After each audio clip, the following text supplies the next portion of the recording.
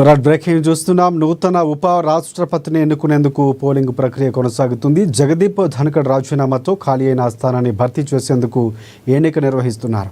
ఈ పదవి కోసం ఎన్డీఏ అభ్యర్థి సిపి రాధాకృష్ణన్, విపక్షాల ఉమ్మడి అభ్యర్థి జస్టిస్ బి సుదర్శన్ రెడ్డిలు పోటీ పడుతున్నారు. పార్లమెంటు నూతన భవనంలోని ఉదయం 10 గంటలకు ప్రారంభమైనటువంటి పోలింగ్ సాయంత్రం 5 గంటల వరకు జరగనుంది. పోలింగ్ ప్రారంభమైన వెంటనే పార్లమెంట్ హౌస్కు చేరుకున్న ప్రధానమంత్రి నరేంద్ర మోదీ తన ఓటు హక్కును వినియోగించుకున్నారు. సాయంత్రం 6 గంటలకు ఓట్ల లెక్కింపు చేపట్టి రాత్రికి విజేతను ప్రకటించనున్నారు.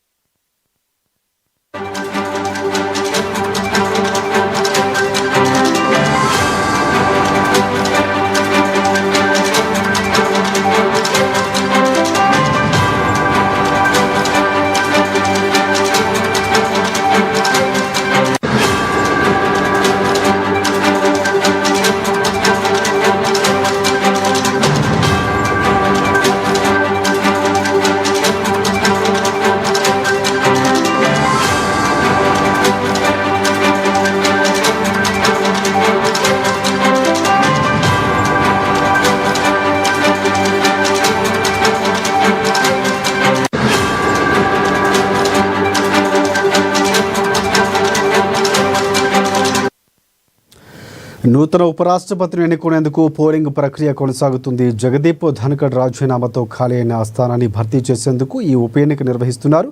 ఇక ఈ పదవి కోసం ఎన్డీఏ అభ్యర్థి సిపి రాధాకృష్ణన్, విపక్షాల ఉమ్మడి అభ్యర్థి జస్టిస్ బి సుదర్శన్ రెడ్డిలు పోటీ పడుతున్నారు.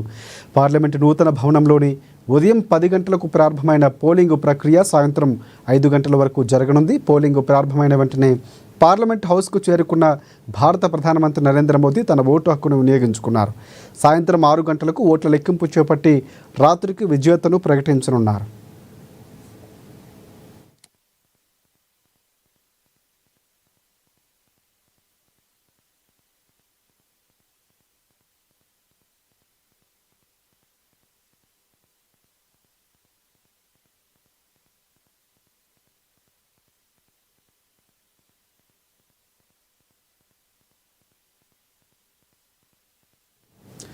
తెలంగాణ బిడ్డ సుదర్శన్ రెడ్డి ఉప రాష్ట్ర